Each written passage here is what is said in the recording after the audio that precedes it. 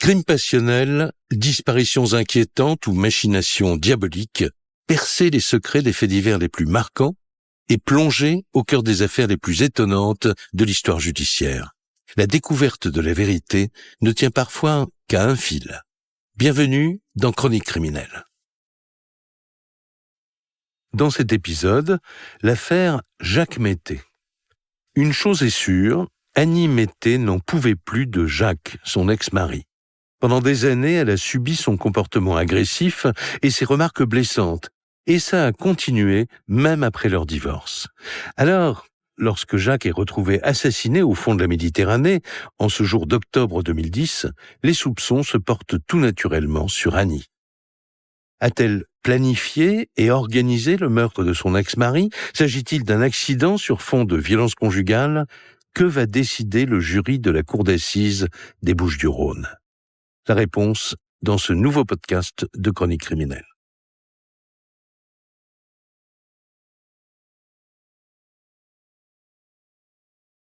Automne 2010. Une tempête secoue la Méditerranée au large de Marseille. Pendant plusieurs jours, la mer est déchaînée, rendant la navigation dangereuse. Ce jour-là, le 4 octobre, un pêcheur profite d'un moment d'accalmie pour une sortie en mer. Mais à 18h, alors qu'il est sur le point de rejoindre la calanque de Marseille-Vert, à la pointe de la cité phocéenne, il fait une découverte effroyable. Ce 4 octobre 2010, un plaisancier qui est sur son Zodiac, Mireille Rodet, avocat des parties civiles, va voir flotter ce qu'il croit être d'abord un tronc d'arbre. Et en s'approchant, là, il se rend compte que c'est pas vraiment un tronc d'arbre, Stéphane Boucher, journaliste spécialiste des faits divers, mais véritablement un corps humain qui flotte dans l'eau, dans cette eau des Calanques à Marseille. Un corps humain entre deux eaux à moins de 150 mètres du rivage. Le pêcheur, pris de panique, alerte les secours. Aussitôt, les marins-pompiers de Marseille se rendent sur place. Et il faut faire vite car la nuit commence à tomber. Le premier maître, Patrice, est le chef de l'embarcation et il supervise les opérations. Avec la vedette, on se place près de la personne. Donc on voit ce corps qui gît en fait sur le ventre. On voit pas les bras. On voit un dos apparemment nu, la face est plongée vers les profondeurs, et on voit 2 pieds qui dépassent. Mais les pompiers sont intrigués. Le corps semble retenu sous l'eau. Donc je décide de mettre les plongeurs à l'eau pour constater ce qu'il en est, et ils me donnent leur premier avis sur la situation en fait. Patrice, premier maître au bataillon des marins-pompiers de Marseille. Donc la personne est poignée liée par une chaînette en métal. À chaque poignet, on constate qu'il y a un cadenas qui est verrouillé. La chaînette est accrochée à des cordages type bateau qu'on peut rencontrer sur des voiliers, et amarrée au fond avec une ancre. Pour les plongeurs, c'est la surprise. La victime est lestée d'une ancre marine coincée dans la roche à 8 mètres de profondeur. Il fait déjà presque nuit lorsque les marins-pompiers parviennent à hisser le corps à bord. Et ils font leur première constatation. On a été assez surpris de voir l'état du corps dans lequel il se trouvait à ce moment-là. Ce qu'ils ont repêché, Xavier Bénéroso, journaliste spécialiste des faits divers. c'est une momie. Pourquoi c'est une momie? Parce que la tête de cet homme est enrubannée de scotch avec, en plus, un sac poubelle sur la tête. On a quand même affaire à une scène un peu d'horreur, hein. Cet homme emmitouflé dont le visage est scotché et saucissonné par du scotch et du plastique, ses mains attachées, ce corps en état de putréfaction un petit peu déjà avancé, à demi habillé. On est quand même, on dirait, le début d'un roman noir américain. Un corps momifié, des mains entravées par une chaîne, une mise en scène qui fait froid dans le dos. Comment expliquer cette macabre découverte dans les Calanques ?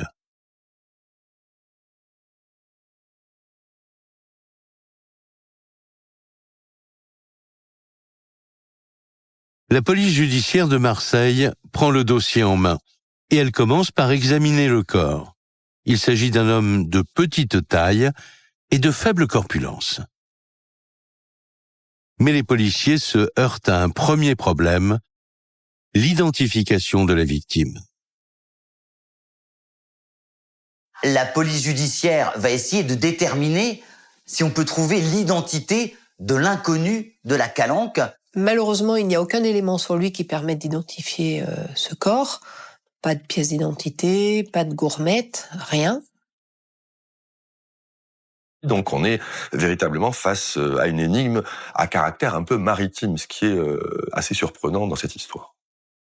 Mais qui peut bien être cette mystérieuse victime ? Les policiers ne vont pas tarder à le découvrir. Ils consultent leurs fichiers. On va le passer, comme on dit en termes policiers, au piano. C'est-à-dire, on va lui faire les paluches. Les paluches, ce sont les doigts, ce sont les empreintes digitales. Et ils vont effectivement passer donc les empreintes digitales de cet homme dans les fichiers. Et là, bingo. Il s'appelle Jacques Mété. Il a 66 ans et il vit à Meyreuil, près d'Aix-en-Provence. Il est père de famille, marié à Annie depuis 17 ans. Aussitôt, les policiers se rendent chez sa femme pour lui annoncer la terrible nouvelle. Ils vont dans cette villa et ils tombent sur Madame Mété, l'épouse du disparu. Annie Mété, il faut la décrire, c'est une femme qui a un certain chien, qui est une belle femme, une belle chevelure, et qui en impose un peu.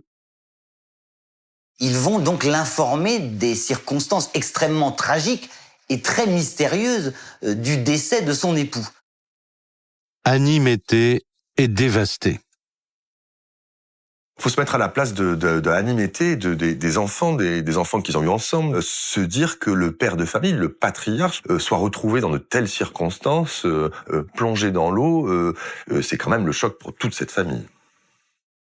Annie doit maintenant affronter une nouvelle épreuve, annoncer le drame à la famille de Jacques. Elle contacte sa sœur, Annie Bellepomme. Elle aussi est bouleversée. C'est une épreuve pour tout le monde. Pour mes nièces, pour les enfants, pour tout le monde. C'est pas mérité, c'est pas juste. C'est pas pour ça. Annie Bellepomme, sœur de la victime. Que quelqu'un arrive à faire une chose pareille, c'est impensable.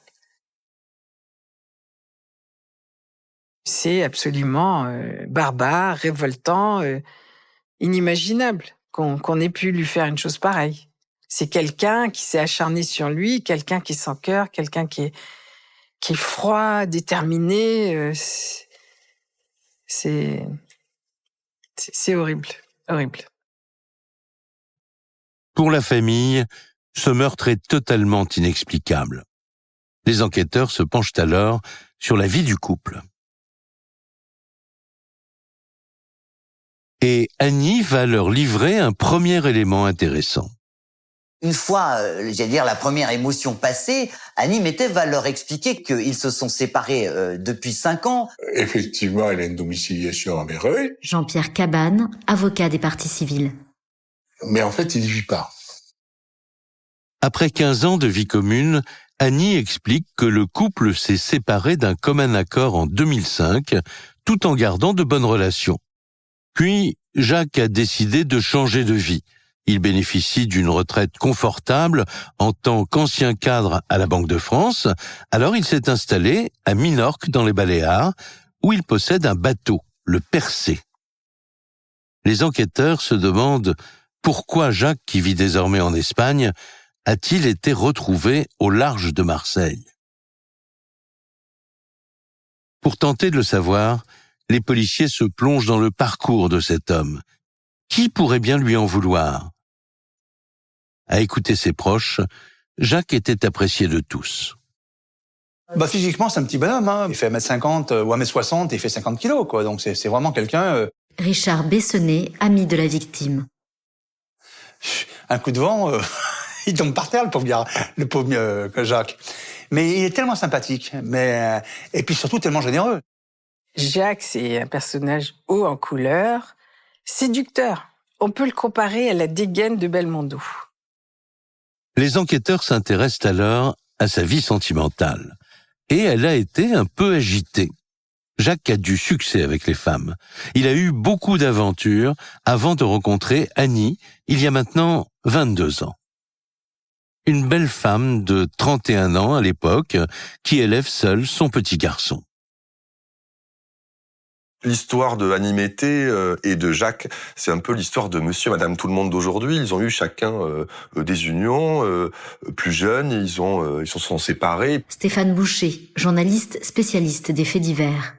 Puis un jour, c'est un peu comme un conte de fées, ils se rencontrent dans les couloirs de la Banque de France à Paris, où ils sont tous les deux à des postes importants, et c'est un peu le coup de foudre. Assez rapidement, il y a quelque chose qui se passe entre eux, quelque chose d'un peu indicible. Très vite, Annie tombe enceinte et en 1994, le couple se marie. Il donne naissance à un deuxième petit garçon. La famille nage dans le bonheur. Puis il quitte Paris et s'installe dans le sud de la France pour se rapprocher de la mer et naviguer aussi souvent que possible. C'est là que Jacques achète son voilier, le Percé. Jacques Mettet aime la voile. Il aime la mer, il aime voyager. Mireille Rodet, avocat des parties civiles. Ça lui donne cette sensation de liberté. C'est quelque chose qui est vraiment très important. Et il va donner ce goût de la voile d'abord à ses enfants, mais aussi à Annie Mettet qui va acheter elle-même un bateau à Bandol.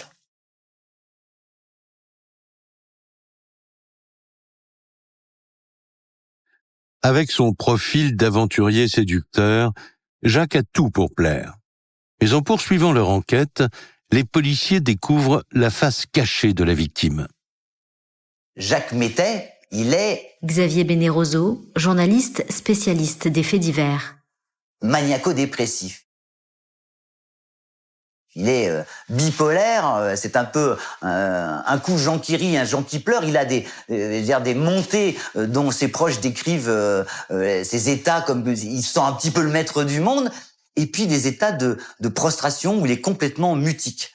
Pour son entourage et particulièrement pour son épouse, c'est un caractère très très difficile à supporter. Au terme de cette enquête de personnalité, les policiers font face à une personne au double visage. D'un côté, un grand charmeur, de l'autre, un homme très colérique, et ces sautes d'humeur ont eu raison du couple. Annie et Jacques se séparent.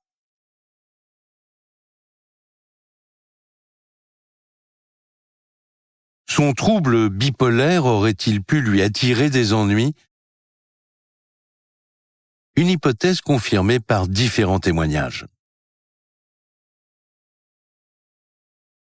Jacques Mettet, il avait une sorte de surnom, on l'appelait Jacques la Grande Gueule. Faut imaginer un type de 66 ans qui fume comme un pompier, qui boit malheureusement comme un trou.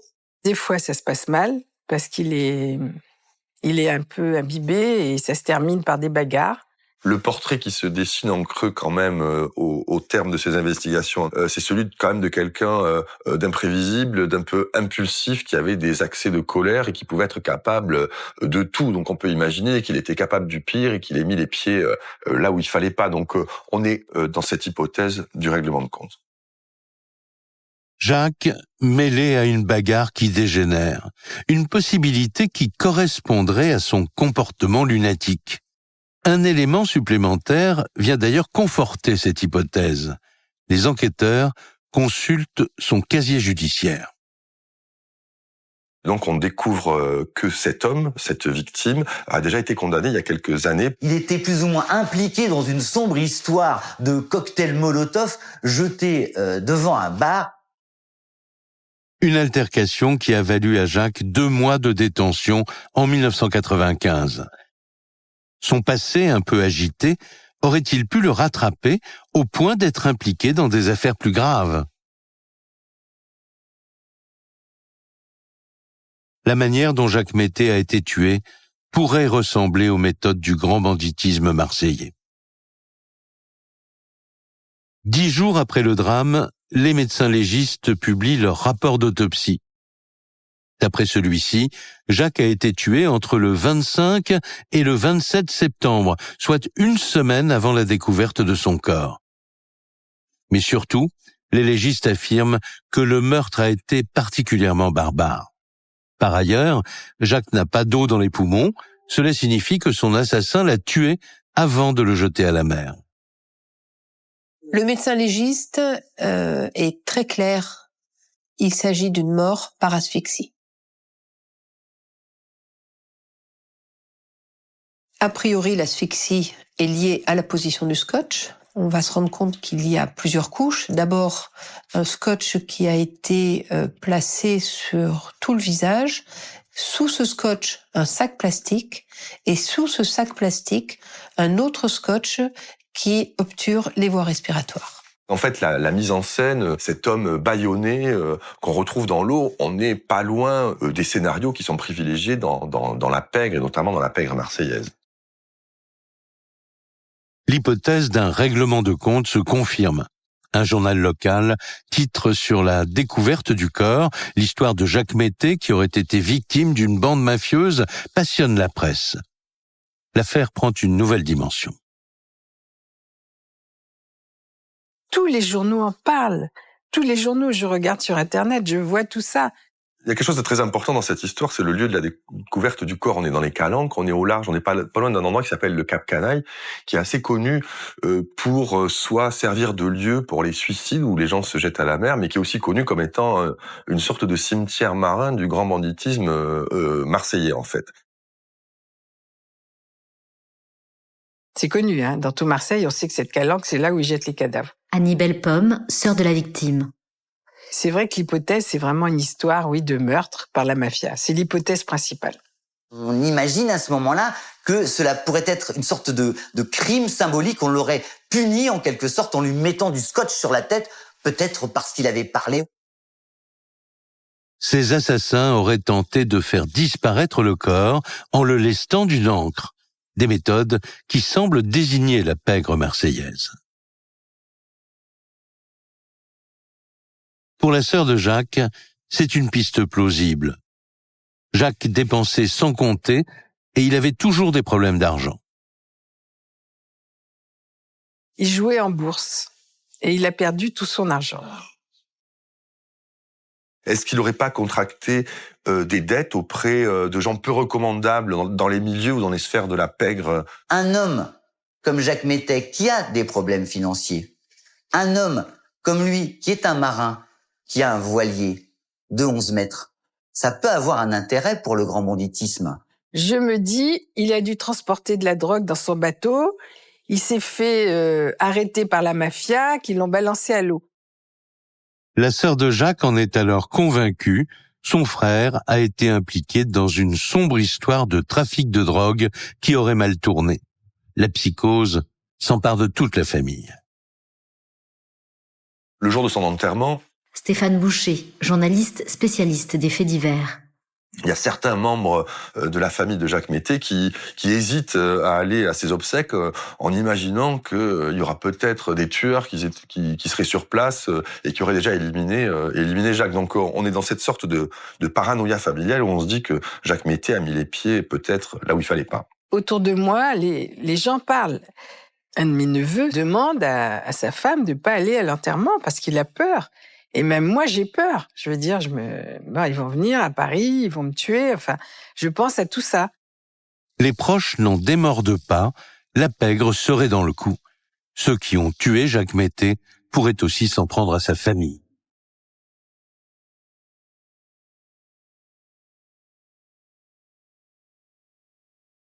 Mais les enquêteurs, eux, sont moins convaincus par cette hypothèse. Car un détail cloche dans la façon dont Jacques a été tué. Ils sont en effet intrigués par la corde qui le rattachait à l'ancre marine, une corde beaucoup trop longue.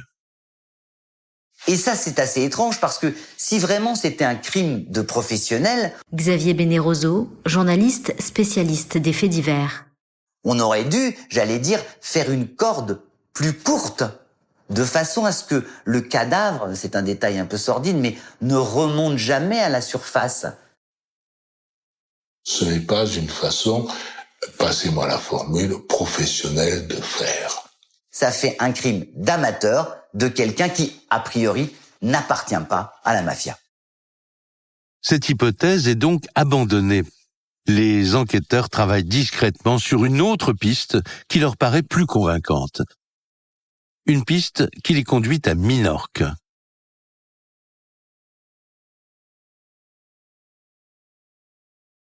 Deux semaines après la découverte du corps, Annie Metté, l'épouse de Jacques, leur fait part d'une information étonnante. Jacques lui aurait confié qu'il faisait l'objet de menaces de mort aux Baléares et il semblait terrorisé. Des menaces survenues 6 mois avant sa mort. Voilà ce qu'il aurait expliqué à Annie sur l'origine du litige. Il y a quelques mois, on est en plein hiver, il a un problème avec son bateau qui est posté aux Baléares. Jacques était en phase dépressive Mireille Rodet, avocat des parties civiles. et il ne s'occupait plus de son bateau, il restait enfermé dans son studio. Son bateau était au mouillage, donc il n'était pas au port. Richard Bessonnet, ami de la victime. Il était sur ancre. Ce qui veut dire que quand il y a un coup de vent, le bateau peut déraper et soit partir plus loin, soit s'échouer. Jacques reste cloîtré chez lui pendant près de 6 mois, sans se soucier de l'état de son bateau. Mais sur le port, le salarié d'une entreprise nautique s'inquiète de voir ce voilier laissé à l'abandon. Alors, pour éviter qu'il ne dérive et endommage les bateaux voisins, l'homme s'en occupe et il vérifie son ancrage toutes les semaines. Et cet homme, tout naturellement, va aller voir Jacques Mettet après, pour lui dire « Excusez-moi, mais je me suis occupé de votre voilier, le Percé, donc il faudrait que vous me donniez de l'argent pour ce que j'ai fait. » Et Jacques Mettet le prend très mal. Et Jacques avait refusé de payer. C'est à partir de ce moment-là que l'affaire s'accélère. Le salarié insiste, en vain, alors il traîne Jacques devant les tribunaux et il obtient gain de cause. Le Français est condamné à lui verser la somme de 2200 €. Jacques était un peu rebelle, il avait décidé qu'il ne paierait pas cette facture et il ne voulait pas la payer. Les mois passent et Jacques ne cède pas. L'été arrive, il reprend ses habitudes sur le port et il n'imagine pas que la situation puisse dégénérer. Un jour, ils se sont croisés dans un bar Jean-Pierre Cabane, avocat des parties civiles. et ils en sont venus à s'injurier réciproquement, peut-être à échanger quelques orions. Et ça tourne au pugilat. Les deux hommes en viennent aux mains et on profère des insultes, des menaces. D'après le témoignage d'Annie, cet homme l'avait menacé de mort dans un lieu public en lui faisant un signe comme quoi il allait se débarrasser de lui. Et donc, pour les policiers, ça devient véritablement la piste centrale de cette enquête. Problème d'argent, ce monsieur est en colère, il va voir Jacques Mettet, l'affaire tourne mal et il le tue. Les policiers tiennent leur suspect numéro 1. Son profil pourrait correspondre au tueur qu'ils recherchent. Cet homme est un marin, il aurait donc pu facilement se débarrasser de Jacques en mer. Et surtout, il aurait un mobile pour l'éliminer. La vengeance. Les enquêteurs s'envolent pour les Baléares. Sur place, ils ne parviennent pas à trouver leur suspect, alors ils commencent par chercher des indices qui pourraient le relier au crime. Donc on va d'abord dans l'appartement loué par Jacques Mettet. Une fouille assez sommaire permet assez vite aux policiers de comprendre qu'on n'y trouvera rien. Pas la moindre trace de lutte ni d'effraction chez Jacques Mettet. Les policiers inspectent également son bateau, mais là non plus, rien n'a bougé. Au bout de 2 jours, ils mettent enfin la main sur leur suspect et ils l'interrogent. On va auditionner bien évidemment le salarié de cette société nautique qui s'est bagarré avec Jacques Mettet et on va se rendre compte qu'il y a eu effectivement une bagarre, une altercation. Donc on vérifie ses déplacements. Est-ce qu'il a quitté le territoire pendant la période qui correspond à la période du crime? Selon l'autopsie, la mort de Jacques est survenue entre le 25 et le 27 septembre. Les policiers demandent donc aux marins où il se trouvait à cette période. Ce suspect va immédiatement disparaître car l'homme en question a un alibi en béton.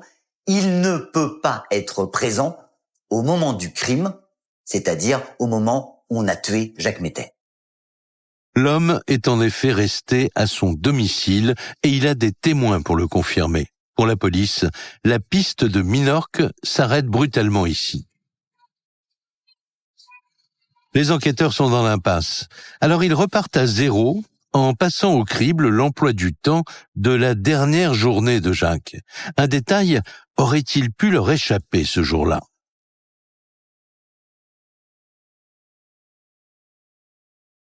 « 4 mois après la découverte du corps, les policiers veulent savoir comment Jacques Mettet a disparu.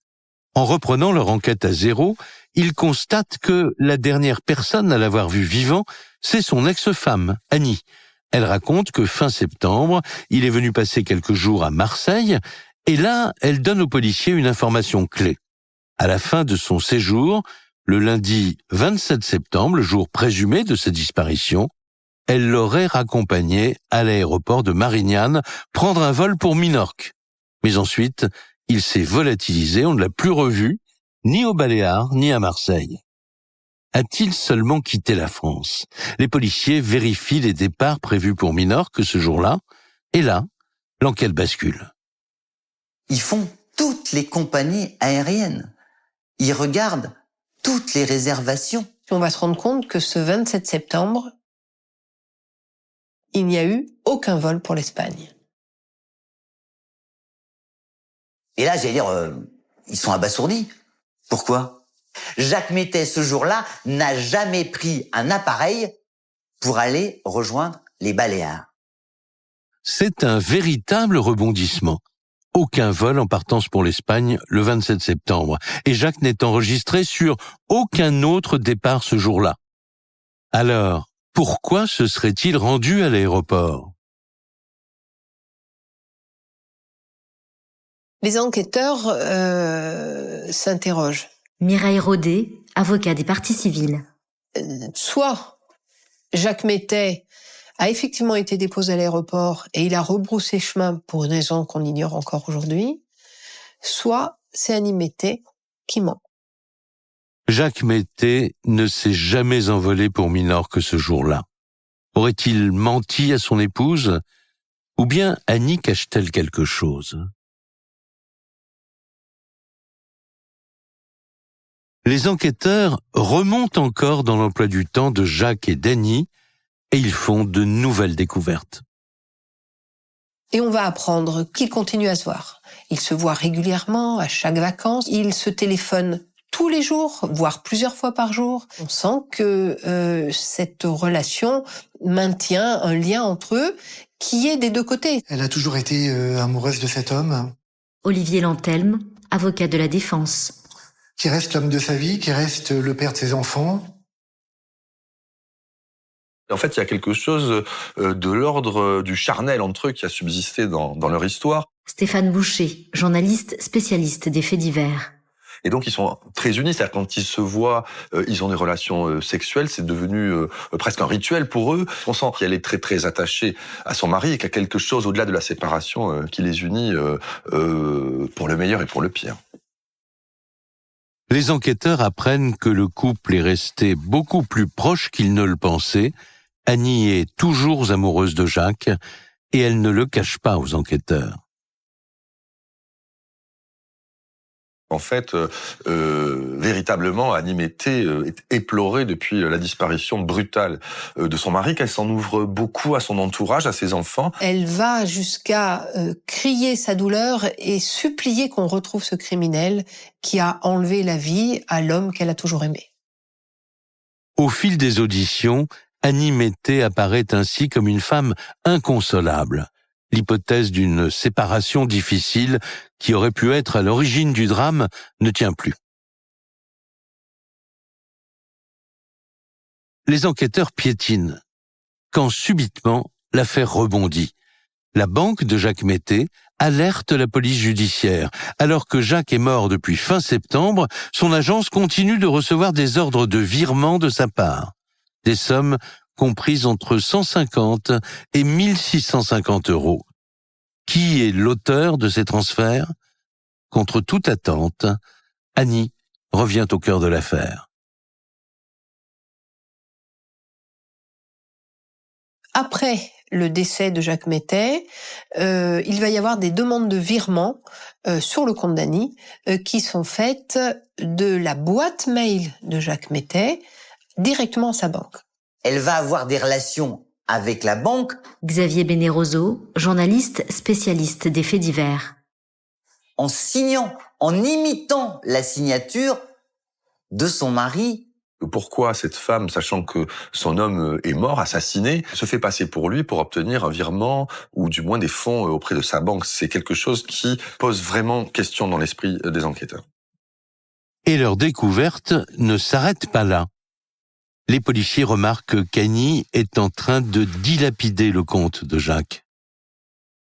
On s'aperçoit qu'elle utilise l'argent de Jacques Mettet, qu'elle utilise la carte bancaire de Jacques Mettet. Jean-Pierre Cabane, avocat des parties civiles. Alors, je crois qu'elle s'est acheté des parfums assez chers, des marques prestigieuses. Je crois qu'elle s'est acheté quelques vêtements, notamment de cuir, me semble-t-il. Et là, évidemment, on s'interroge sérieusement sur le comportement d'Annie Mettet. Annie Mettet dépense sans compter l'argent de Jacques en usurpant son identité. La veuve éplorée est maintenant dans le collimateur des enquêteurs.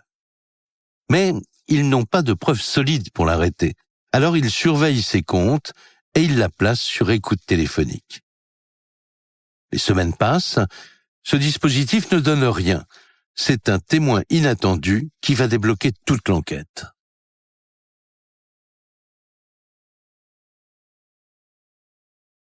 Le 29 avril 2011, 7 mois après la mort de Jacques, l'affaire prend un tournant décisif lorsqu'un homme contacte la police judiciaire de Marseille. Et il fait une révélation fracassante. Plusieurs mois après la découverte du corps, ils vont recevoir un appel téléphonique d'un homme. Ayant vu un article dans la presse où on parlait de la mort de Jacques Mettet, de l'enquête judiciaire, s'est rendu compte qu'il avait peut-être mis le doigt sur quelque chose d'intéressant pour les enquêteurs. L'article évoque la mort tragique de Jacques Mettet et mentionne son voilier, le Percé. Le témoin fait le rapprochement avec un événement survenu quelques mois plus tôt. Sur un site, il est réservé à la vente de bateaux de plaisance, il a vu une annonce, celle d'un voilier de 11 mètres, le Percé, le fameux bateau de Jacques Mettet, mis en vente à 32 000 euros. Le potentiel acheteur va prendre contact et il va y avoir des échanges sur les caractéristiques du bateau. Il y a eu une sorte de début de négociation qui s'est engagé. Les enquêteurs décortiquent les mails et ils découvrent une information de taille. Toute cette négociation se déroule un jour où, on le sait maintenant, Jacques était déjà mort. Mais le truc qui, laisse pantois les enquêteurs, c'est la date de la vente, ou du moins la date de la proposition de vente. C'est le 26 septembre. Ce plaisancier s'est quand même souvenu que tout ça était arrivé précisément dans la période où personne ne savait que Jacques Mettet était mort. Autrement dit, Annie Mettet a mis en vente le bateau de son époux à la date précisément de sa mort. D'ailleurs, un des mails découverts par les enquêteurs est sans ambiguïté. Annie évoque clairement la mort de son mari alors que son corps n'a pas encore été retrouvé. Et voici ce qu'elle écrit à l'acheteur potentiel du bateau, Nous avons de graves ennuis familiaux relatifs à la fin probablement proche de mon époux. Ça interpelle effectivement encore plus les enquêteurs qui commencent à avoir des soupçons très sérieux sur Annie Mettet. Cette révélation fait basculer l'enquête. Annie Mettet devient la principale suspecte, avec pour mobile l'argent. Mais une question se pose. Comment aurait-elle pu faire disparaître le corps en mer ? Les enquêteurs découvrent qu'Annie dispose elle-même d'un bateau amarré au port de Bandol. Ils décident d'aller immédiatement le perquisitionner. Et là, ils vont découvrir quand même quelques éléments intéressants. La première chose, c'est que les bouts qui sont sur ce bateau... Mireille Rodet, avocat des parties civiles. ...sont exactement les mêmes que ceux qui ont servi à attacher les mains de Jacques Mettet. La ressemblance est pour le moins frappante. La corde est de couleur rouge, comme celle qui reliait Jacques à l'ancre. Elle est effilochée à l'extrémité. Les enquêteurs mettent bout à bout les deux morceaux et ça matche. Il s'agit de la même corde. Ils font aussi d'autres découvertes. Ça va être presque une pêche miraculeuse d'indices, on pourrait dire. Pourquoi ? Parce que dans ce bateau, ils vont retrouver des cadenas. Des cadenas de même type que celui qui avait été utilisé, rappelez-vous, pour avoir attaché les poignets de Jacques Mettet. Bizarre. On saisit aussi un trousseau de clés avec des clés de cadenas, des petites clés qu'on va envoyer au laboratoire pour comparaison, évidemment, avec ce qui a été retrouvé sur le corps. Et là, surprise. Le labo démontre que ce sont bien ces clés-là qui vont avec ce cadenas et que c'est bien la même corde que celle qui attachait Jacques Mettet. La perquisition a payé et elle accable Annie Mettet. Et ça n'est pas tout. Lors de l'autopsie, les experts ont relevé une trace ADN sur le scotch et cet ADN a parlé. Tout d'un coup, une espèce de preuve massue arrive dans ce dossier. Xavier Bénéroso, journaliste spécialiste des faits divers. Et la preuve massue, c'est une empreinte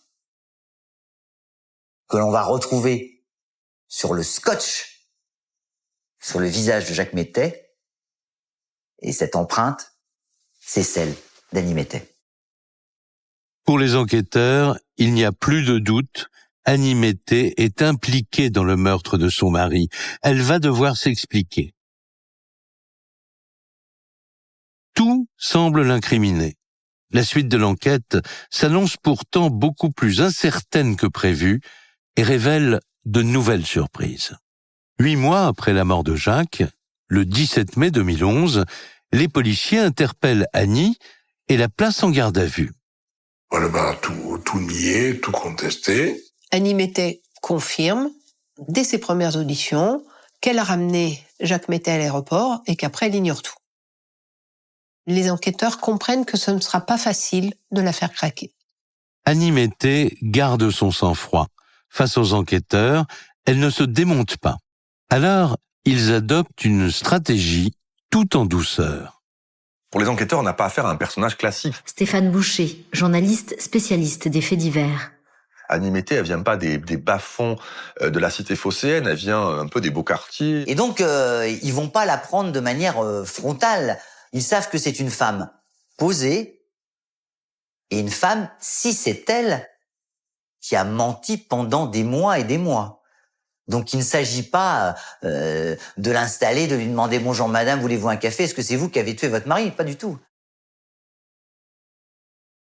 Plutôt que de rester sur les éléments matériels, ils vont plutôt faire glisser l'audition sur sa vie intime avec Jacques, son histoire d'amour. Et peut-être que c'est là qu'ils trouveront la faille, et peut-être que c'est là que Annie Mettet va finir par craquer, ou du moins avancer vers la vérité. Progressivement, les policiers resserrent leurs questions autour des derniers jours qu'elle a passés avec Jacques avant sa disparition tragique. Et elle raconte qu'elle a rendez-vous avec Jacques, qu'ils se rejoignent sur son catamaran. Ils vont aller faire quelques courses. Ensuite, ils vont passer du temps à lire, à écouter de la musique. Jacques, comme il en avait l'habitude aussi, aurait commencé à boire plus que de raison. Et elle raconte que ils font l'amour. Et donc après ces relations sexuelles, Jacques Mété s'endort. Annie Mété redoute les excès de Jacques lorsqu'il est ivre. Elle raconte qu'elle profite qu'il se soit endormi pour jeter toutes les bouteilles d'alcool à la mer. À partir de là, la soirée vire au cauchemar. Et à un moment, l'interrogatoire bascule. Elle explique aux enquêteurs que Jacques va se mettre dans une colère folle. Au réveil, il ne supporte pas qu'elle ait pris cette initiative. Et il lui demande même, d'une certaine manière, puisque t'as jeté les bouteilles par-dessus bord, je demande en compensation un acte sexuel. Annie Mété refuse et Jacques serait entré dans une rage incontrôlable.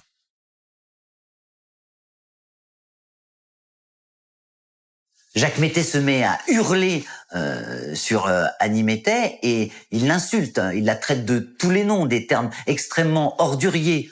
Il y a dans les insanités, dans ses mots à lui, dans sa violence verbale, Olivier Lantelme, avocat de la défense. des choses extrêmement obscènes, dégradantes, humiliantes. Il se serait alors rué sur elle pour tenter de l'étrangler. Sentant sa vie en danger, elle se défend. Elle va, en se défendant, Mireille Rodet, avocat des parties civiles. le faire tomber à terre. Elle explique qu'elle réussit à l'immobiliser avec un genou sur son corps.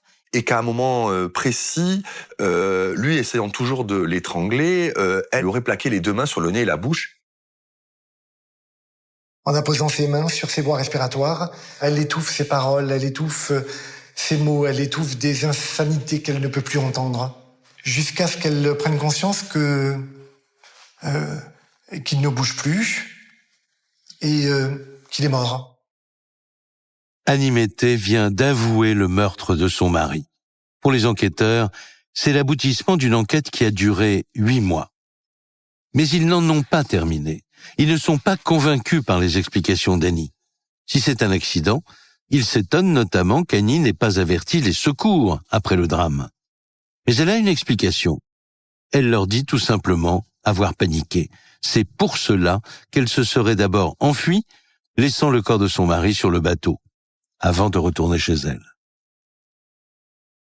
Le lendemain, elle reviendra dans le bateau de tous les malheurs, et ne supportant pas de voir le visage de l'accusateur de Jacques, elle décidera de l'envelopper.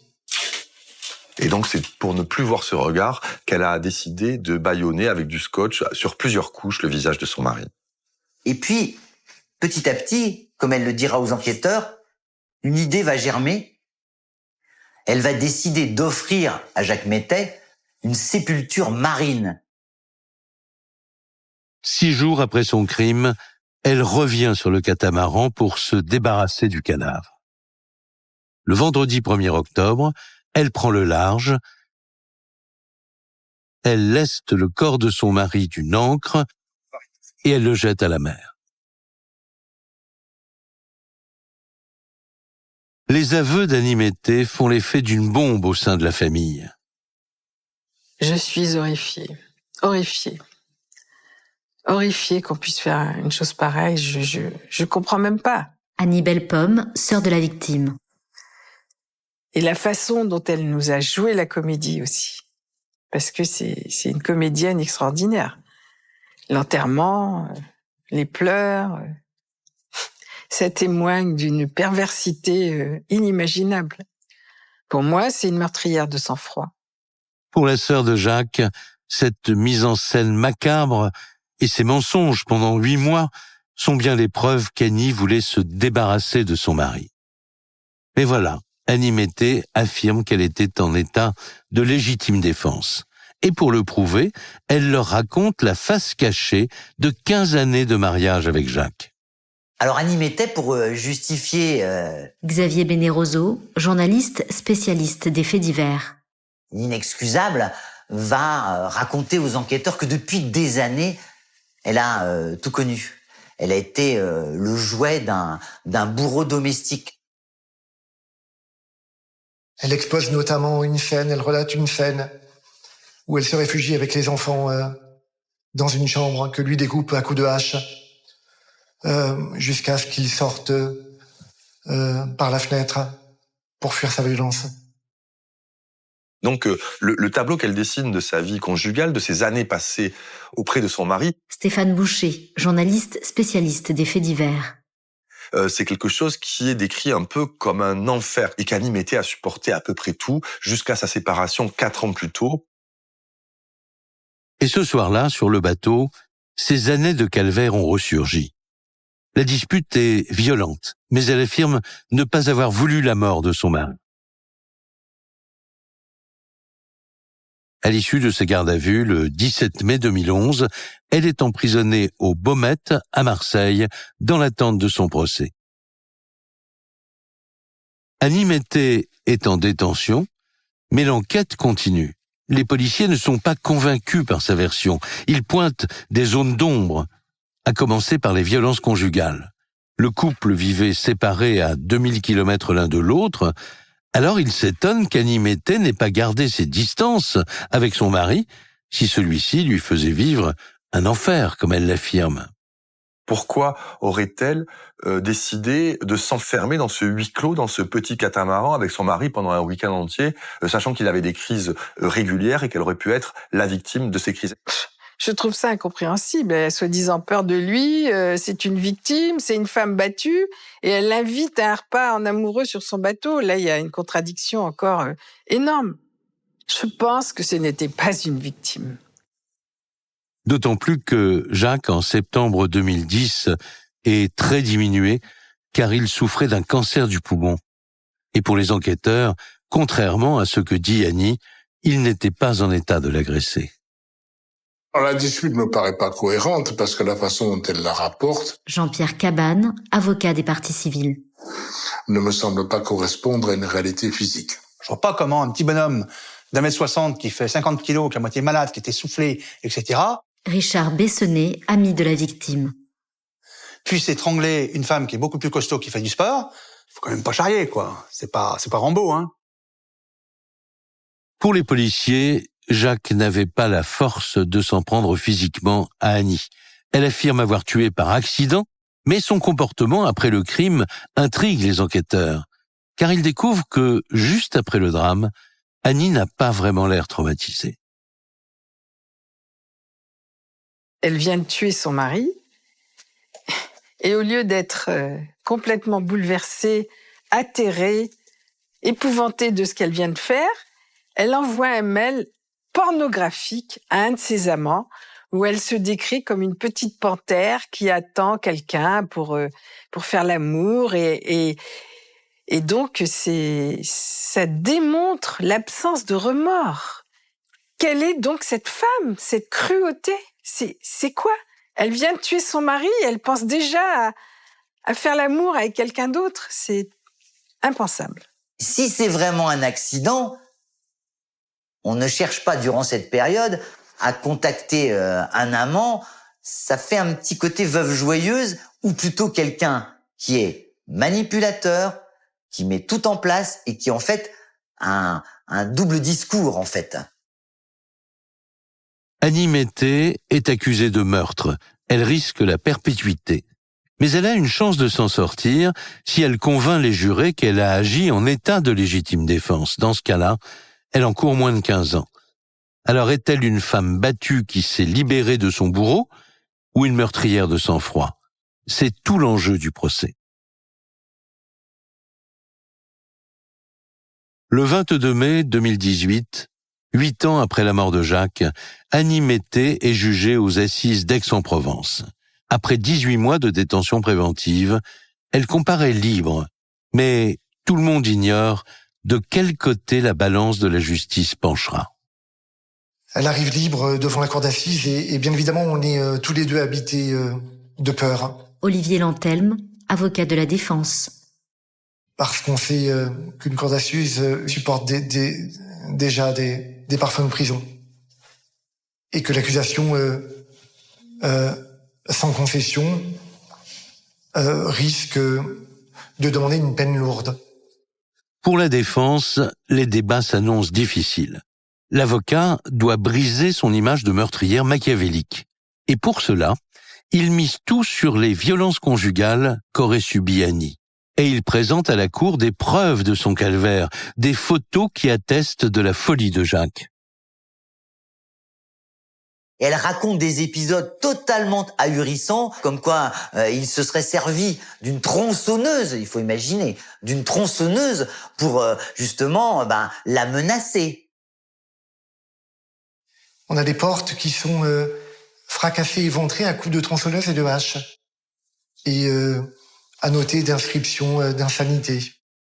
Des photos impressionnantes de portes ravagées, mais suffiront-elles à convaincre les jurés? La défense enfonce le clou. Elle fait citer les 3 enfants du couple. Ils ont aujourd'hui 23, 28 et 32 ans. Et ce qu'ils révèlent sidère la salle d'audience. Un des enfants va commencer son témoignage par honorer la mémoire de son père, en expliquant qu'il était à ce point cultivé, lettré, qu'il aurait voulu devenir l'homme qu'il était. Et ce même enfant va venir expliquer au juge, c'est la seconde partie de son témoignage, que les éclaircies étaient trop rares. Et les 3 enfants nous ont décrit l'enfer.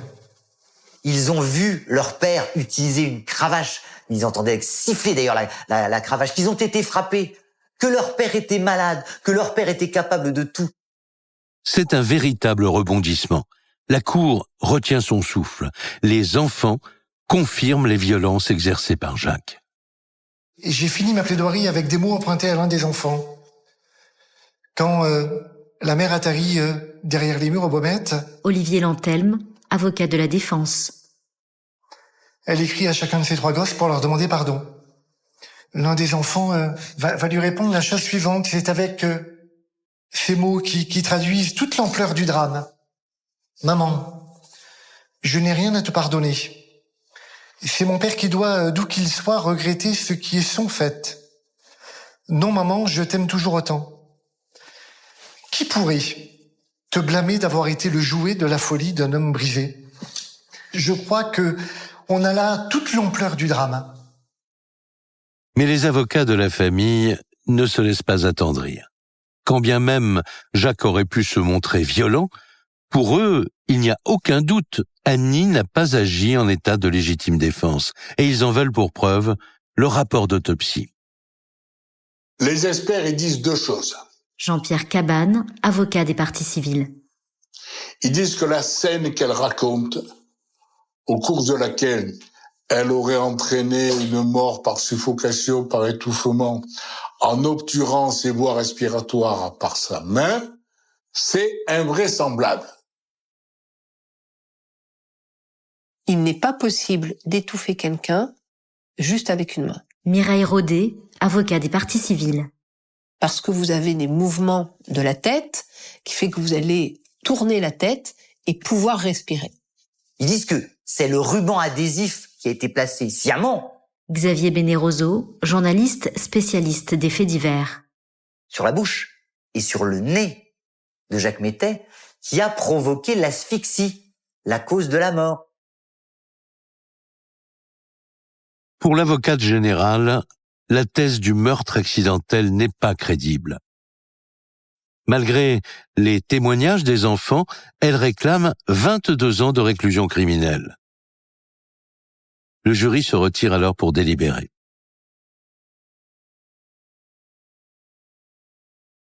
Moins de 4 heures plus tard, les jurés condamnent Annie Mettet pour coups et blessures ayant entraîné la mort sans intention de la donner. Une sentence qui crée la stupéfaction générale. On va arriver à une situation qui est un verdict un peu surréaliste. Elle va être condamnée à 5 ans de réclusion.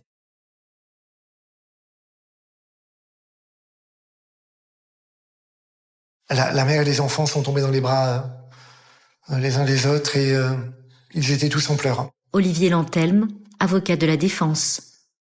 Soulagés de savoir que la justice avait rétabli une vérité et que la justice les avait entendus.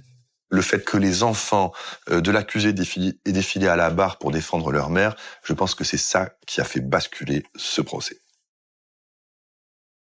Contre toute attente, la thèse de la mort par accident l'a donc emporté.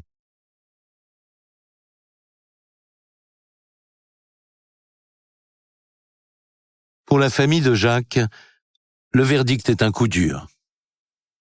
5 ans, c'est une façon de dire non. Mireille Rodet, avocat des parties civiles. On ne reconnaît pas ce que vous nous avez dit, on ne reconnaît pas cette froideur, on ne reconnaît pas tout ça. Elle a enlevé un père à ses filles, un père à ses fils, Annie Bellepomme, sœur de la victime. un frère à sa sœur. Et bien sûr qu'il n'était pas parfait, mon frère, mais on n'a pas le droit de faire ça à quelqu'un.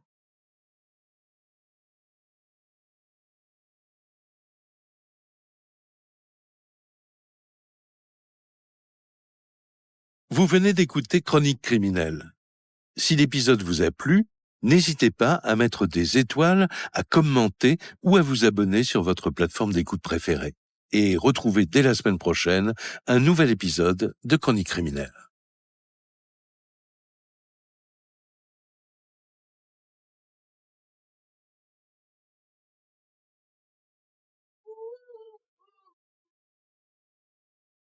Vous écoutez Chronique criminelle par Jacques Pradel. Dans cet épisode, l'affaire Laurent Baca.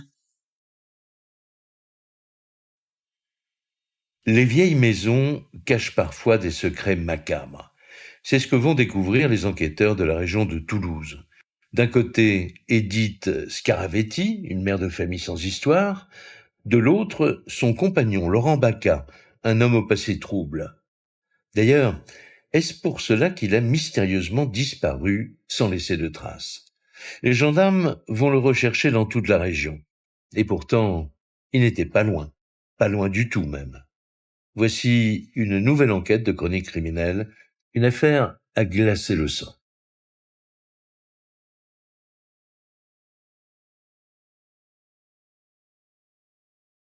Toulouse, au cœur de l'été 2014. À quelques kilomètres à peine de la célèbre place du Capitole, le quartier de Saint-Simon, une zone pavillonnaire à l'ouest de la ville.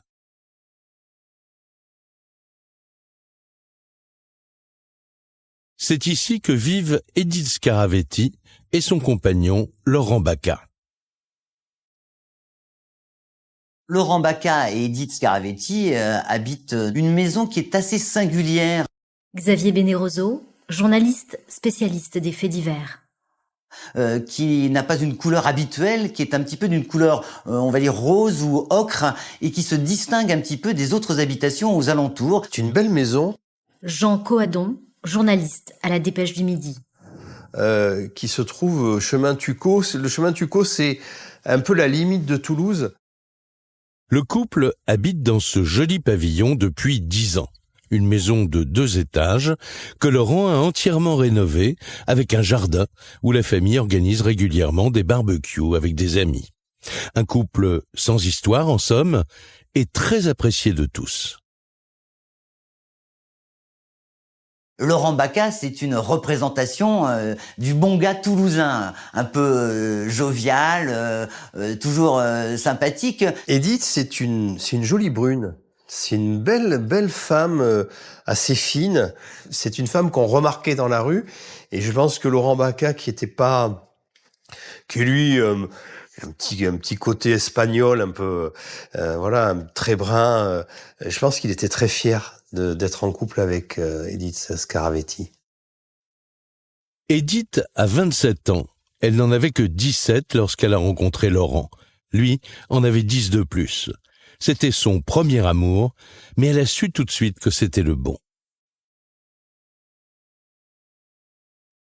Donc elle était très jeune, c'était son premier homme, C'était sa première aventure sentimentale. Ils sont amoureux. Jennifer Baca, sœur de Laurent Baca. Ils rigolent, ils plaisantent ensemble. Un couple de jeunes amoureux. C'était un couple qui avait l'air heureux. Martine Baca, mère de Laurent Baca. Qui était normal, ils s'embrassaient souvent, ils se tenaient dans les bras l'un de l'autre. Ils étaient amoureux fous. Le clan Baca, la famille de Laurent, adopte rapidement Edith Scaravetti comme l'une des leurs. Edith, quand je l'ai reçue comme une fille. Mes autres enfants l'ont reçue comme une sœur. On l'a aimée de suite. Elle était très timide en arrivant ici. Et petit à petit, elle s'est libérée. Mais toujours gentille, jamais un mot plus haut que l'autre. Entre Laurent et Edith, l'amour se concrétise très vite. En 4 ans, ils voient leur famille s'agrandir. 3 enfants, une vie de couple épanouie. Pour Edith Scaravetti, tout semble aller pour le mieux, d'autant qu'elle est également très appréciée dans son travail. En fait, Edith, elle n'a pas fait d'études et elle travaille en tant qu'aide ménagère, aide malade en fait. Elle intervient chez des personnes âgées, elle les aide, elle fait un peu de ménage, quelques courses. C'est une personne dont la caractéristique, c'est le dévouement. Seule ombre au tableau du jeune couple toulousain, Laurent, lui, a du mal à trouver un emploi stable. Fait un peu d'intérim à droite à gauche, des petits boulots. C'est vrai qu'il a travaillé énormément en pizzeria avec un pote à lui. Ensuite, il a travaillé, il a monté des cuisines. Il a fait aussi du service en salle en restauration. C'est un touche-à-tout. Il fait un petit peu tous les métiers. Et il n'a pas réussi vraiment à avoir une vie un peu stable. Donc, d'une certaine manière, il vit des moments un peu difficiles et compliqués dans cette période de trentenaire. Malgré ces difficultés matérielles, le couple reste soudé et rien ne vient perturber un quotidien tranquille, jusqu'à ce 5 août 2014 où leur vie va brutalement basculer. Edith, Laurent et leurs enfants habitent à 2 pas de chez les parents de Laurent. Alors ce soir-là, comme ils le font régulièrement, ils se rendent chez eux pour dîner. Ils sont partis tous les 5 à 20h30, donc, ce soir-là.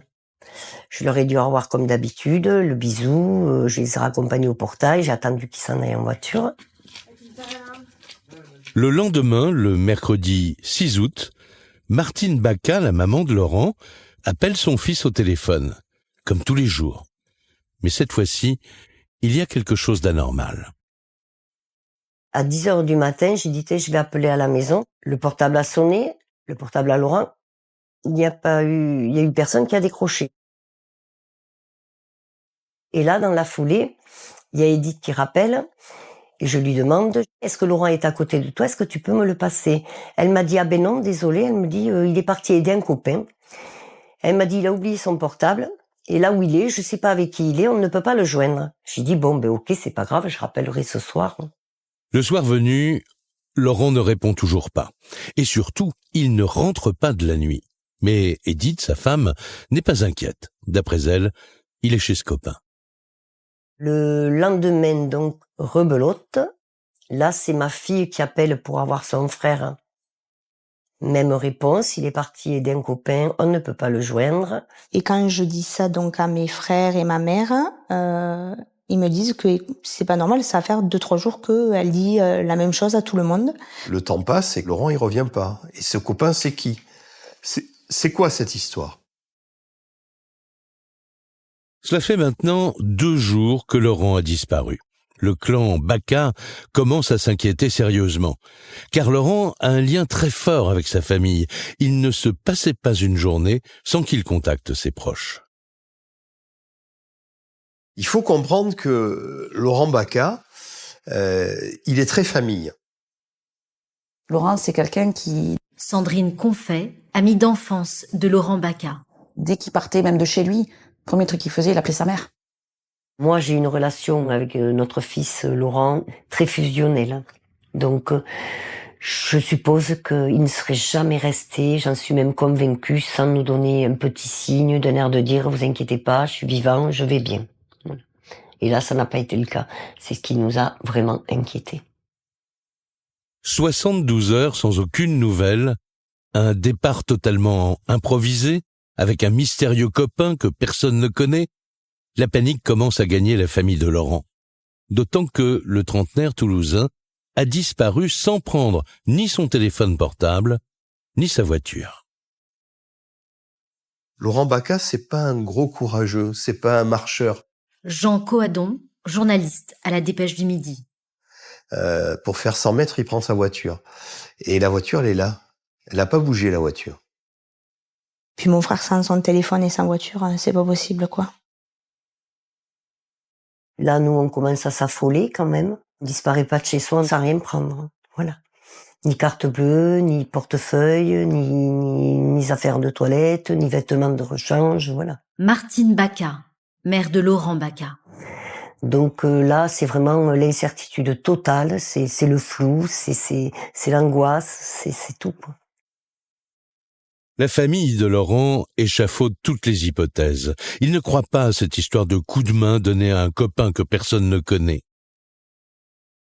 Il se retourne donc vers la dernière personne à l'avoir vu avant son départ, sa femme, Edith. Car ils sont persuadés qu'elle leur cache quelque chose. Pressée de questions, elle va finir par avouer qu'elle voulait protéger son mari et leur donne une toute autre version. Edith Scarabetti va livrer sorte de lourd secret qu'elle aurait gardé par devers elle. Xavier Bénéroso, journaliste spécialiste des faits divers. Elle va dire « je vous ai pas dit complètement la vérité. En fait, Laurent n'est pas parti avec un ami. » Puis elle nous raconte que, soi-disant, dans la nuit du 5 au 6 août, il l'aurait réveillé à 3 heures du matin, énervé, en lui disant qu'il partait faire un go fast. Qu'est-ce que c'est qu'un go fast? Go fast, ça veut dire aller vite, c'est-à-dire récupérer des tonnes ou des kilos de cannabis en provenance du Maghreb depuis le sud de l'Espagne et remonter en direction de Paris à une vitesse incroyable de 200 km/h. Ça se passe souvent avec des convois en pleine nuit. La famille tombe des nues. Edith leur raconte qu'en fait, Laurent est impliqué dans un très gros trafic de drogue et que l'affaire a dû mal tourner car il aurait dû revenir au bout de 3 jours. La jeune femme n'aurait rien dit pour le protéger. Mais maintenant, la famille ne lui laisse pas le choix. Il faut alerter la police. 5 jours après la disparition de Laurent, Edith se rend au commissariat de Toulouse. Les enquêteurs se saisissent immédiatement de cette histoire de go fast qui aurait mal tourné.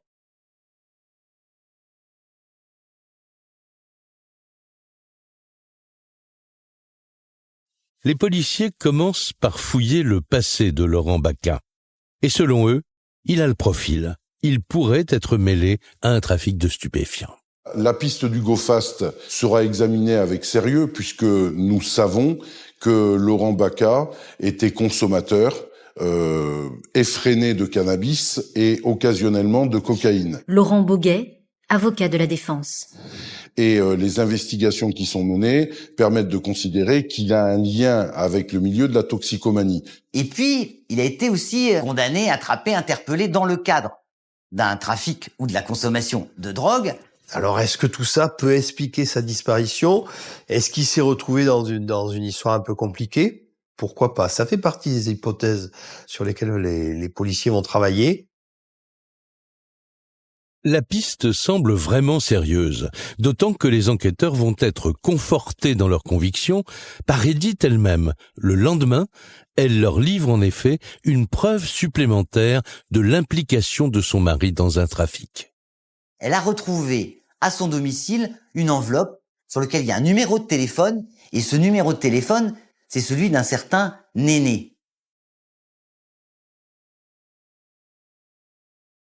Néné, c'est le dealer de Laurent Baca qui, c'est vrai, parfois, quand il allait pas très bien, consommait du cannabis ou de la cocaïne. Et elle dit, voilà, le contact, l'ami avec qui est parti Laurent Baca, c'est lui. Peut-être que c'est là la clé de l'énigme. Peut-être que finalement Laurent Baca s'est lancé dans ce trafic de drogue et il a eu un problème. Les enquêteurs sont convaincus que la disparition de Laurent est liée au milieu de la drogue. Alors ils déploient les grands moyens pour tenter de retrouver Néné, son revendeur. 2 jours plus tard, tout s'accélère. Le dealer est interpellé et il se met à table. Et il va expliquer tout simplement tout ça en disant voilà, moi c'est vrai, je suis en quelque sorte le dealer de Laurent Baca, mais jamais je n'ai envisagé avec lui de monter un go-fast, ce n'est pas vrai, c'est totalement faux. Néné dément formellement avoir organisé un go-fast et selon lui, Laurent est totalement incapable de l'avoir fait de son côté. Pour en avoir le cœur net, les enquêteurs décident d'en savoir plus sur la personnalité du disparu. Alors ils auditionnent toute la famille. Pour moi, c'était improbable. De toute façon, installé dans la vie comme il était, je vois pas pourquoi il aurait pris le risque d'aller faire un go-fast. Martine Baca, mère de Laurent Baca. Au risque d'être arrêté et de partir en prison. Pour moi, c'est impensable. Non. Il serait pas parti loin de ses enfants. Sandrine Confet, amie d'enfance de Laurent Baca. Ça, c'est pas possible. Ni loin de sa famille. Impensable. Les enquêteurs apprennent aussi que Laurent, qui ne vivait que de petits boulots, était en passe de réaliser son rêve, travaillait dans le milieu de l'aviation. Il avait en plus entamé une reconversion dans l'aéronautique, avec mon aide, en fait, pour faire une nouvelle formation en aéronautique, pour commencer une nouvelle vie, en fait, professionnelle. Ça faisait un petit moment qu'il en parlait, et cette fois-ci, voilà, ça a commencé à se concrétiser. Et donc, Laurent Baca, le touche-à-tout, l'intérimaire, le livreur, le maçon, il va avoir enfin un travail stable chez Airbus. Pourquoi se lancer à ce moment-là dans un trafic international de drogue? Ça n'a pas de sens. Finalement, pour les enquêteurs, aucun élément ne prouve que Laurent aurait pu participer à un go-fast. Un dernier détail achève d'ailleurs de les convaincre. Laurent avait un problème au niveau des yeux, c'est-à-dire que il avait une perte de visibilité. Il était daltonien aussi. Et Laurent Baca ne peut pas conduire de nuit. Donc ça semble complètement abracadabrantesque de se lancer dans une histoire de trafic de nuit, je veux dire à 200 km/h sur une autoroute. Pour les enquêteurs, cette piste ne tient plus. Il n'en reste pas moins que cette disparition est très inquiétante car cela fait maintenant 10 jours que Laurent s'est volatilisé. Quelque chose de grave lui est forcément arrivé.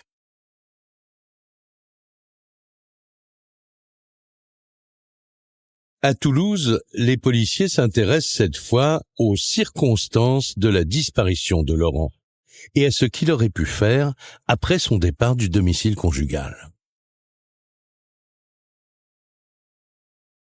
On fait le classique réquisition autour de ses comptes bancaires, aucun mouvement. Son portable, on sait qu'il est resté là. On regarde un peu les coups de fil qu'il a passés. Il n'y a rien de particulier. Là, ça coince et là, il faut comprendre ce qui se passe. Personne n'a vu ou entendu parler de Laurent Baca depuis le 6 août 2014. Voilà ce qui intrigue les enquêteurs. Laurent n'a laissé aucune trace derrière lui. La famille Baca, très inquiète, ne veut pas rester inactive. Alors elle enquête de son côté pour trouver une piste. On dépose des avis de recherche, on crée une page Facebook, on lance un numéro d'appel aussi. Jennifer Baca, sœur de Laurent Baca. Je vais même jusqu'en Espagne, dans les commissariats, dans les hôpitaux, au bord des frontières, de la frontière espagnole, et on attend. Et j'ai parlé avec Jennifer et j'ai dit, j'ai peur du pire.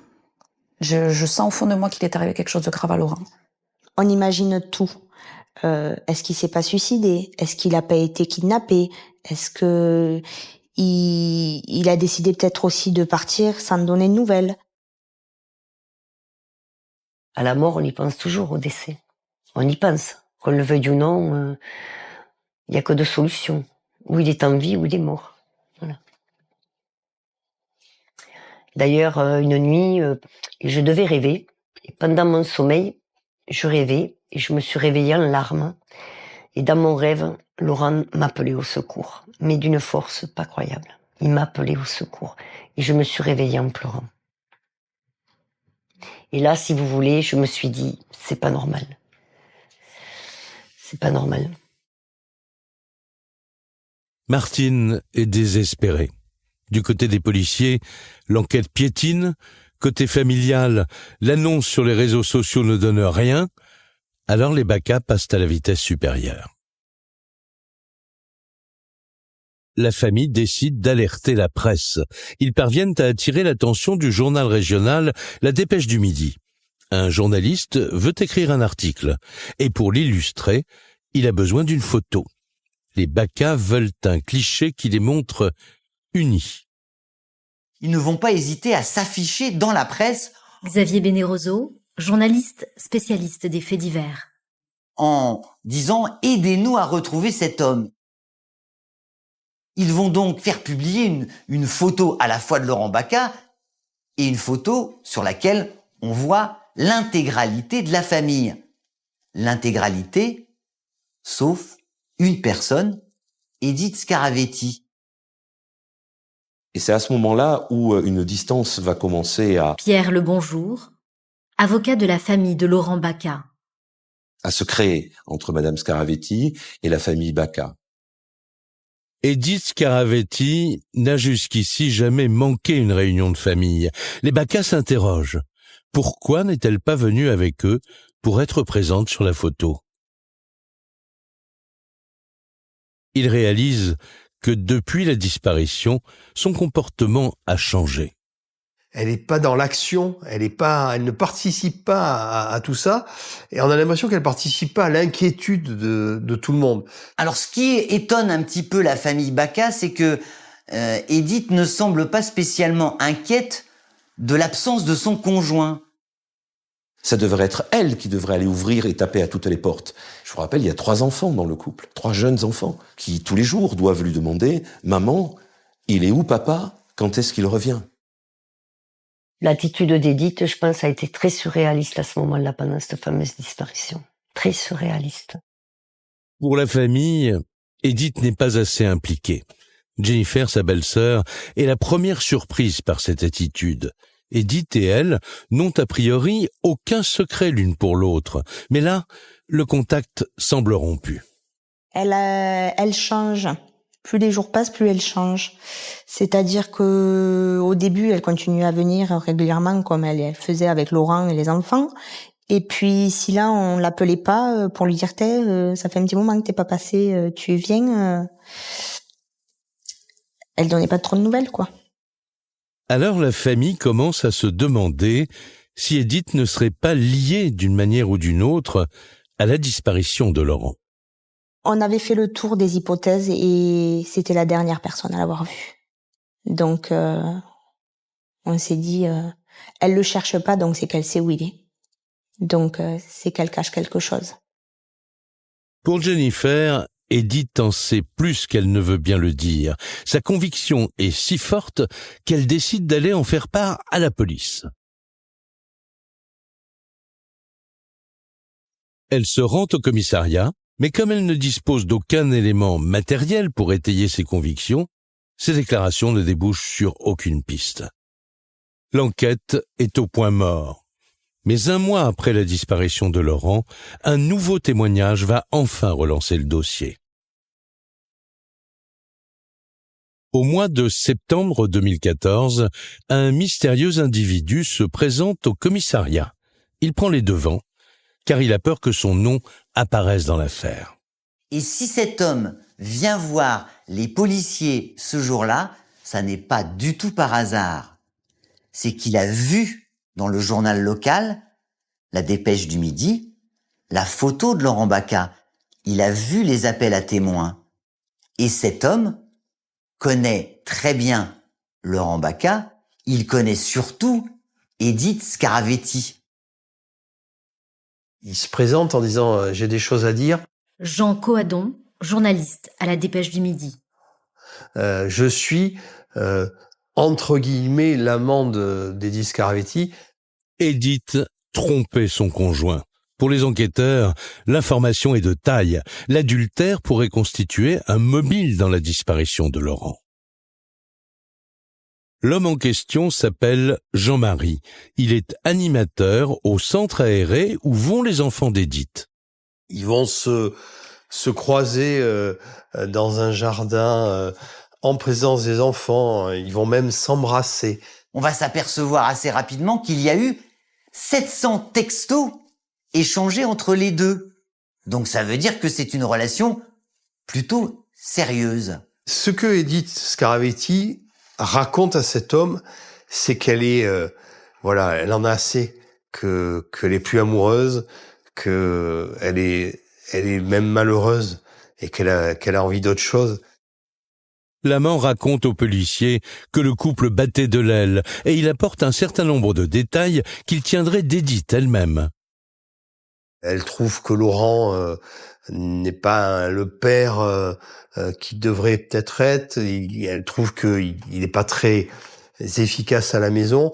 Comme il s'occupait pas des enfants, c'est ma soeur qui les a amenés, qui les ramenait. Jocelyn Scaravetti, frère d'Édith Scaravetti. C'est elle qui gérait tout. Ma soeur, c'est elle qui faisait le ménage, c'est cuisinier, tout ça.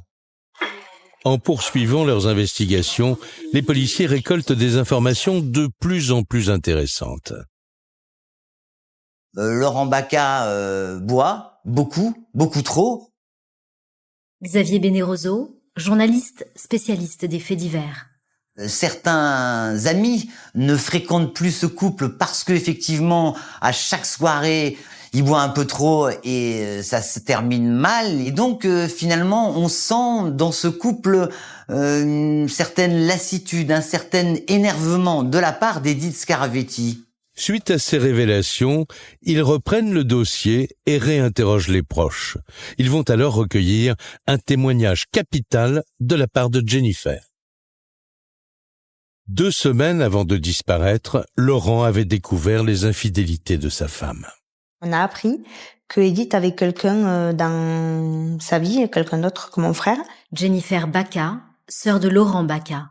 Car mon frère est tombé sur un SMS sur le portable de Édith.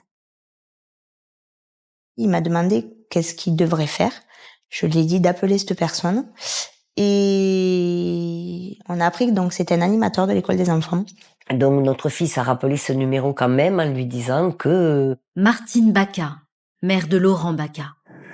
Ça lui plaisait pas, tout ça, et que à la rentrée scolaire, il prendrait rendez-vous avec le rectorat ou je sais pas quoi pour lui briser la carrière. Enfin, Des menaces explicites de Laurent à l'encontre de l'amant d'Édith, menaces confirmées par Jennifer. Elle affirme même que Laurent voulait s'en prendre à lui physiquement.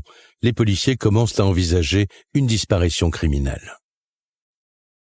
Et ce que l'on sait avec certitude, c'est que 2 jours après sa disparition, c'est-à-dire le 8 août, Laurent Baca avait fixé un rendez-vous avec Néné, son dealer, histoire de mettre un fameux coup de pression à, entre guillemets, l'amant de sa femme. Autrement dit, de le menacer et de lui dire « Écoute, t'approches plus de ma femme ou t'auras des problèmes ». Les policiers formulent alors une autre hypothèse. L'amant, qui se serait senti menacé, n'aurait-il pas fait disparaître Laurent ? On connaît dans beaucoup d'affaires criminelles le triptyque, le mari, la femme et l'amant. À ce moment-là, l'amant fait d'une certaine manière figure de suspect numéro 1. L'homme est convoqué et interrogé. Animateur de centre aéré, pompier volontaire, il dément toute implication dans la disparition de Laurent Baca. Et pour sa défense, il affirme avoir un alibi. Dans la nuit du 5 au 6 août, quand Laurent Baca disparaît, il est de garde. Il est en Ariège. C'est-à-dire à plus d'une centaine de kilomètres de Toulouse. Et ça, on peut le prouver. Son chef de service peut le prouver. Et même son téléphone, j'allais dire, le blanchit parce qu'on peut géolocaliser dans la nuit. Il n'a rien à voir avec la disparition de Laurent Baca. Pour les enquêteurs, la piste de l'amant s'écroule comme un château de cartes. Il faut repartir de zéro. En réexaminant le dossier, après avoir épuisé toutes les hypothèses, il ne reste qu'une seule piste aux policiers. Edith. Seulement voilà, ils n'ont que des rumeurs contre elle, celles d'une femme mystérieuse qui cacherait des informations clés, mais aucun élément matériel. Alors pour en trouver, ils abattent leur dernière carte, une perquisition au domicile du couple. Le 20 novembre 2014, 4 mois après la disparition de Laurent, ils sonnent à sa porte. La scène telle qu'elle m'a été racontée, c'est les enquêteurs et les pompiers qui rentrent dans la maison. Et là, il y a un pompier qui dit, il y a un problème, il y a une odeur là. Parce que malheureusement, ils ont l'habitude. Et les policiers, ils commencent à regarder un peu à droite à gauche, et Edith Scaravetti, elle plie son linge. Là, les policiers comprennent qu'il y a quelque chose qui ne va pas. Les policiers fouillent les moindres recoins de la maison. Edith, elle, reste impassible. Quand soudain, ils sont intrigués. Ils découvrent de minuscules traces de sang sur le canapé du salon. C'est exactement ce qu'ils cherchaient. Edith, de plus en plus nerveuse, semble prise de panique. Et à un moment donné, Edith Scaravetti va se tourner vers une femme policier qui se trouve là. Et elle aura ces mots: « Je suis un monstre, c'est moi qui l'ai tué. » Les policiers, forcément, ils sont surpris parce qu'ils n'avaient pas imaginé ce qu'ils vont découvrir. Les enquêteurs n'en reviennent pas. Ils étaient venus chercher des indices, ils obtiennent des aveux spontanés. Il leur reste à découvrir maintenant le corps de Laurent Baca et connaître les détails du meurtre. Mais Edith n'a pas fini de les surprendre. Elle va se mettre à pleurer et c'est là qu'elle va avouer que Laurent Baca, il est dans le grenier, sous du béton. Ils vont monter à l'étage. Jean Coadon, journaliste à la Dépêche du Midi. Dans la chambre des enfants, il y a une petite trappe qui monte au grenier. Ils vont donc emprunter une sorte d'échelle de meunier. Ils vont ouvrir une trappe. Et là, ce qu'ils voient, c'est monstrueux, c'est indicible. Dans les combles du pavillon, les policiers distinguent des sacs plastiques noirs enserrés dans du ciment, une sorte de sarcophage de béton. La première chose que les policiers vont découvrir, c'est des asticots morts. Et puis, en observant d'un peu plus près, ils vont s'apercevoir qu'il y a, au bout de cette masse, il y a des cheveux bruns. Et on se rend compte à ce moment-là qu'Edith Scaravetti a emmuré son compagnon et que le corps devait être là depuis des mois. La scène de crime est saisissante car le cadavre n'est pas entièrement recouvert de béton. Les policiers s'approchent et examinent le corps. Ils découvrent une plaie béante au niveau de la tempe droite. La victime a reçu une balle en pleine tête. Cela ne fait plus aucun doute. Laurent Baca a été assassiné. Reste à savoir dans quelles conditions. Les enquêteurs prennent alors la route du commissariat, accompagnés d'Edith Scaravetti. Ils pensent que désormais tout va aller très vite, mais ils ne sont pas au bout de leur surprise. Première tâche pour les policiers, prévenir la famille Baca de cette macabre découverte. L'horreur, c'est l'horreur. Martine Baca, mère de Laurent Baca. Vous savez, moi, ce qui me taraude comme question toutes les nuits, est-ce qu'il a souffert? Est-ce qu'il s'est vu mourir? Est-ce qu'il nous a appelés au secours? À qui il a pensé avant de fermer les yeux? Moi, au commissariat central, on m'a dit que ça avait été immédiat, son décès. J'espère pour lui. Franchement, j'espère pour lui. Parce que s'il s'est vu mourir...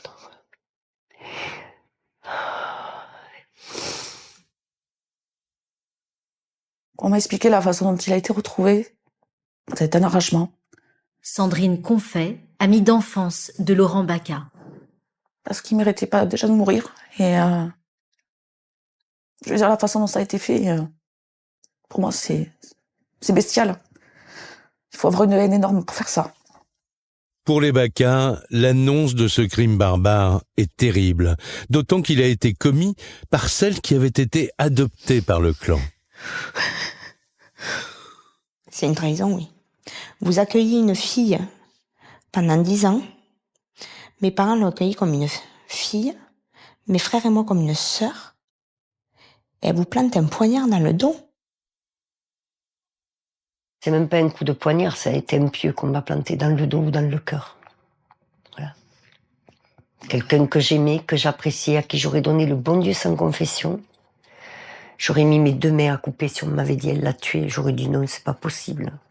Là, pendant 3 mois et demi, continuez à venir chez mes parents, nous faire la bise, manger avec nous, nous regarder droit dans les yeux. Et les 3 enfants, leur dire, vous inquiétez pas, il va revenir, il a pas pu vous abandonner. C'est ignoble. Alors que la famille est ravagée par la douleur, la nouvelle gagne toute la région. Les médias s'emparent de l'affaire.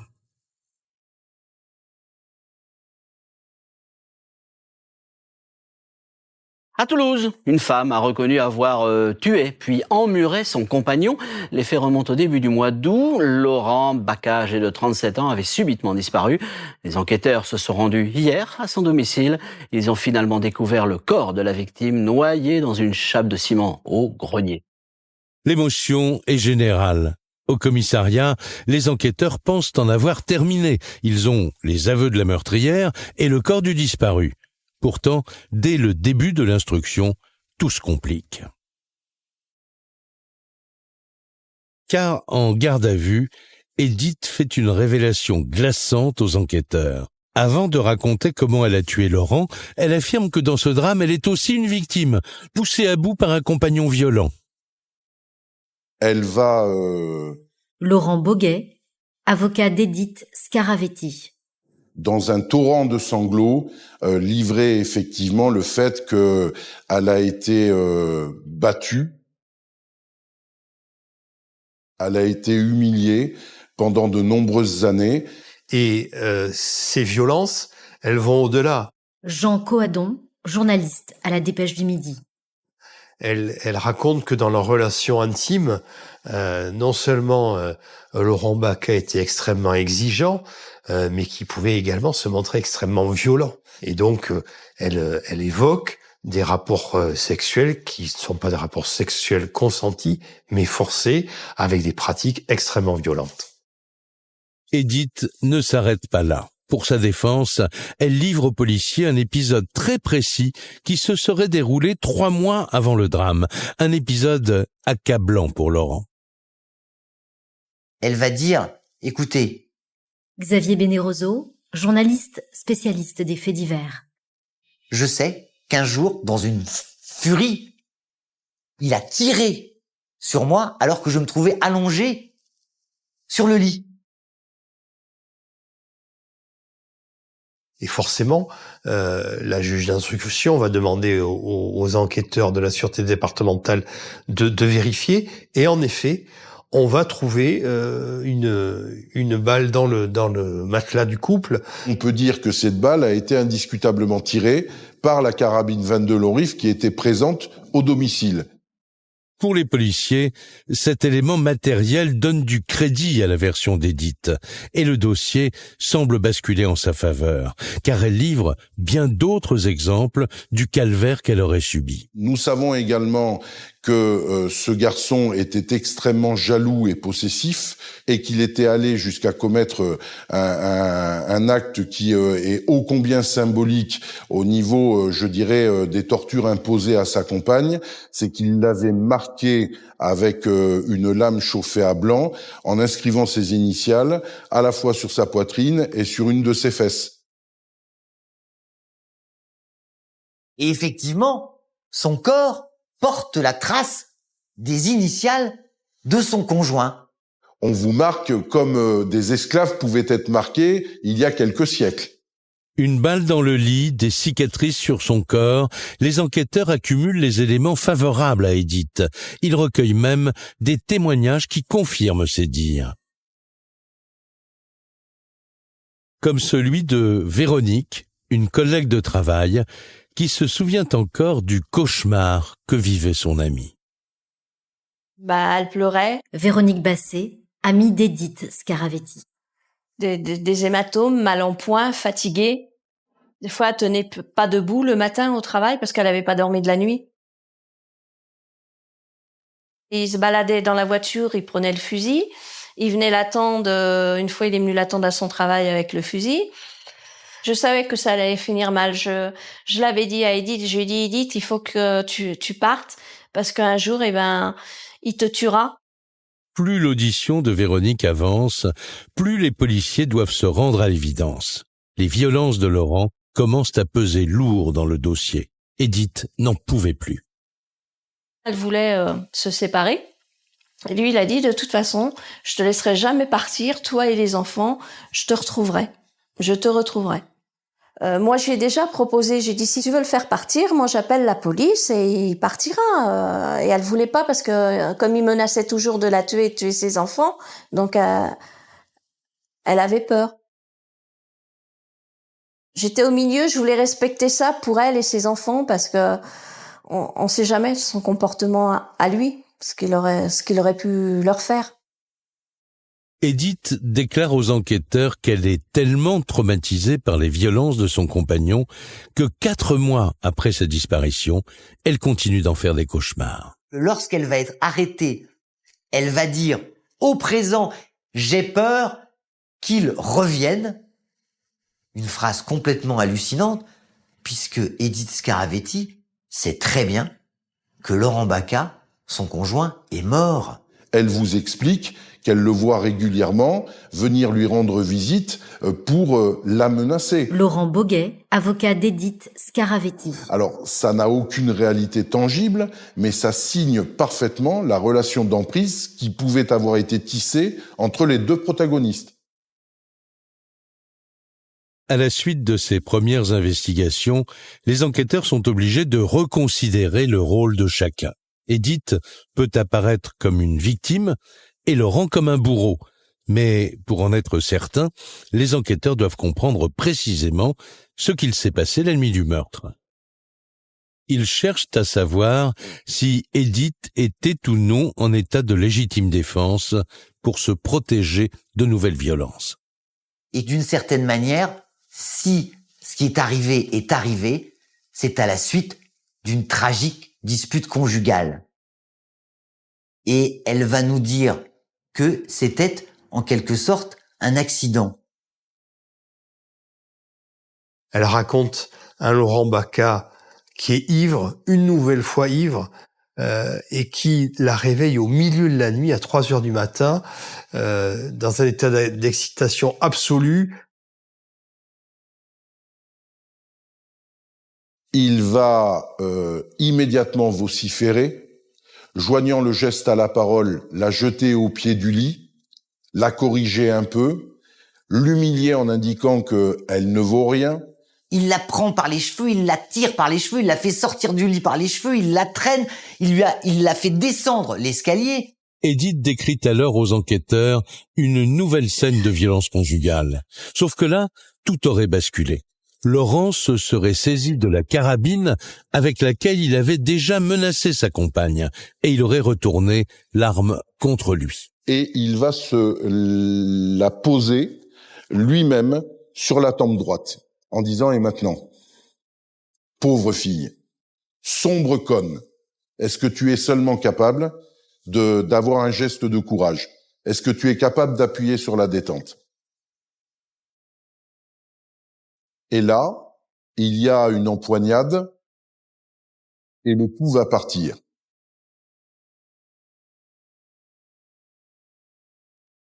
Laurent Baca est touché à la tempe droite. Il s'effondre alors sur le canapé où il se trouve. Pour les enquêteurs, cette version constitue un vrai rebondissement. Laurent aurait provoqué sa compagne. Mais ils se demandent pourquoi Edith a appuyé sur la détente. Sa réponse désarçonne les policiers. Elle pensait que l'arme n'était pas chargée. Et pourquoi dit-elle ça? Xavier Bénéroso, journaliste spécialiste des faits divers. C'est parce que, avoue-t-elle devant les enquêteurs, Laurent Baca l'a déjà menacée avec cette arme. Et comme elle ne voulait pas à nouveau connaître cette situation, elle avait pris le soin d'enlever les munitions. Et donc, elle pensait que d'une certaine manière, quand son conjoint la menaçait, c'était du bluff. Je pense qu'elle serait pas battue, il n'y aurait pas eu d'accident. Hein. Jocelyn Scaravetti, frère d'Edith Scaravetti. Je pense que je vois pas ma sœur prendre un fusil, péter un câble comme ça, aller tirer. Ouais, tiens Laurent, je te tire dessus quoi. Elle a 3 enfants en plus. Je vais dire, elle est pas tarée quoi. Hein. Autrement dit, Edith Scaravetti affirme aux enquêteurs qu'elle ne voulait pas tuer Laurent, qu'il s'agit d'un tragique accident. Avec cette version, entre les violences, les menaces, les tortures et le meurtre qu'elle ne souhaitait pas, Edith pourrait être condamnée à moins de 10 ans de prison. Mais les enquêteurs ne s'arrêtent pas là, car un élément les intrigue. Si c'était un accident, pourquoi n'a-t-elle pas prévenu la police après le drame ? Elle prend la décision de masquer son crime en déplaçant le cadavre de Laurent Baca dans le grenier, tout en haut du pavillon rose. Comment ensuite elle a eu l'idée de le couler sous du béton? Elle affirme à la juge d'instruction que, en fait, un jour, Laurent Baca lui a dit « Un jour, je vais te couler sous du béton ». Au cours d'une dispute antérieure, il avait décidé effectivement de la plaquer en lui mettant du ciment et en disant « Un jour, tu finiras ici. C'est ici que je t'emmurerai ». Et donc, elle lui réserve cette sépulture-là. Edith se présente comme la victime et le scénario qu'elle sert aux enquêteurs paraît plausible. Mais il décide de vérifier tout ce qu'elle a affirmé pour tenter de se disculper, à commencer par ces histoires de violence conjugale. Ils réentendent les proches du couple. Pour nous, c'est l'aberration totale. Jennifer Baca, sœur de Laurent Baca. Violent, non. C'est pas possible. Je connais quand même mon frère. Qu'il se soit disputé de temps en temps, je peux le concevoir, comme dans tous les ménages. Martine Baca, mère de Laurent Baca. Mais le décrire comme elle décrit Laurent, comme un monstre sanguinaire, ou je sais pas, non, certainement pas. Laurent n'était pas cela du tout. Qu'il soit décédé, c'est une chose, qu'elle en arrive à salir sa mémoire, c'en est une autre. Et là, je suis pas d'accord du tout. Et ce n'est pas fini. Les enquêteurs recueillent d'autres témoignages qui fragilisent les affirmations d'Edith. Ils remettent en cause la version de la femme battue. On a fait plusieurs fois les magasins où on s'est échangé dans les cabines d'essayage. On a été à la piscine. On est partis 10 jours à New York ensemble. Pas une seule fois je n'ai vu quoi que ce soit. Le moindre bleu, l'hématome, enfin, je suis pas encore aveugle pour autant que je sache. On n'a même pas de soins médicaux avérés. Pierre Lebonjour, avocat de la famille de Laurent Baca. Encore une fois, on parle de quelqu'un qui serait violent d'une telle extrémité qu'à un moment donné, on est obligé, pour s'en protéger, de lui tirer une balle dans la tête. Hein. Donc, on peut s'attendre à ce que on ait des traces de passage urgence, justifiées par tout et n'importe quoi, les accidents de la vie courante, mais on n'a même pas ça. En 10 ans, elle n'a pas eu une main courante, ni un certificat médical. Alors les policiers se posent la question. Que faut-il penser de ces histoires de violence conjugale ? Ils en viennent aussi à s'interroger sur un autre épisode mis en avant par Edith, l'ancienne dispute au cours de laquelle Laurent lui aurait tiré dessus à la carabine. Oui, il y a une balle qui a été retrouvée dans le matelas. Malheureusement, on ne peut pas me définir quand est-ce qu'elle a été tirée. Et si c'était Edith Scaravetti elle-même qui avait utilisé le fusil pour se constituer une sorte de mise en scène, une sorte de scénario prouvant a posteriori, après la disparition, qu'elle était une femme battue. Les policiers font de multiples expertises, mais ils n'arrivent pas à savoir par qui et quand cette balle a été tirée. Le dossier se complique car, à chaque fois, les enquêteurs butent sur le manque de preuves, confirmant le récit d'Edith. Alors, ils s'attaquent au dernier élément capital de sa version, les initiales que Laurent aurait gravées sur le corps de sa compagne. Mais là encore, il y a un problème. L'expert va dire ça n'a pas pu être fait avec un outil chauffé à blanc, ça c'est sûr. 2, l'expert va dire que selon lui, on ne voit pas les initiales LB. Pour moi, il y a un problème parce que 2 jours après que mon frère soit décédé, donc elle les fait disparaître, elle s'est changée devant moi, elle a enlevé son soutien-gorge et il n'y avait rien du tout. Pour moi, je pense que si ces initiales ont été faites, oui, mais par elle-même. En 3 mois et demi, vous avez carrément le temps de vous faire votre histoire et de vous l'amener là où vous voulez qu'elle arrive. Je suis victime et là, je nourris. Je nourris en faisant témoigner des amis, je nourris avec la balle dans le matelas et je vais venir dire que Laurent Baca, ce pervers ignoble, est venu me faire des scarifications avec un couteau chauffé à blanc sur les fesses et la poitrine. Elle va tenter ça aussi. Les policiers sont dans l'incertitude. L'instruction dure depuis 1 an, et plus ils avancent, moins les choses sont claires. Même les circonstances du drame sont maintenant remises en cause par de nouveaux témoignages. Autre problème, il y a un coup de feu. Dans la nuit, dans ce pavillon rose, il y a 3 enfants et personne n'a absolument rien entendu. En tout cas, les 3 enfants n'ont rien entendu, ni le coup de feu, ni éventuellement une dispute qui aurait dû faire du bruit. L'aîné de notre fils et de mademoiselle Scaravetti a eu entendu d'autres disputes de temps en temps et elle les entendait. Et là, cette nuit-là, elle n'a absolument rien entendu d'après ses dires. Est-ce que c'est impossible ? Rien n'est impossible. Est-ce que c'est crédible ? Non, c'est pas crédible du tout. Les 3 enfants du couple sont formels. Ils n'ont rien entendu.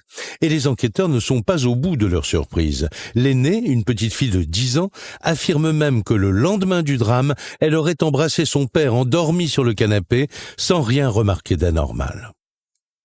Quand ma nièce lui fait un bisou à son père ce matin-là, je pense qu'elle aurait dû voir quelque chose car une balle dans la tête, il me semble qu'il y a quand même assez de sang autour. S'il était décédé, depuis 3 heures du matin, elle aurait bien dû voir qu'il ne respirait pas et qu'il était froid. Alors, on va nous dire, oui, mais ils sont jeunes, ils ont pu se tromper. Pierre Lebonjour, avocat de la famille de Laurent Baca. Peut-être que c'était la veille qu'ils avaient embrassé leur père. Ouais, bien sûr, pourquoi pas. Mais enfin, voilà. De nouveaux témoignages qui orientent les enquêteurs vers un autre scénario du drame. Laurent n'aurait pas été tué au cours d'une dispute nocturne, mais de sang-froid, dans son sommeil, le lendemain. Encore une fois, la version d'Edith est fragilisée. Elle a très bien pu, oui, à 7h30 au matin, partir amener les enfants et rentrer. Laurent Baca, parce qu'il est encore tôt, continue de dormir sur le canapé. Et il prend une balle dans la tête.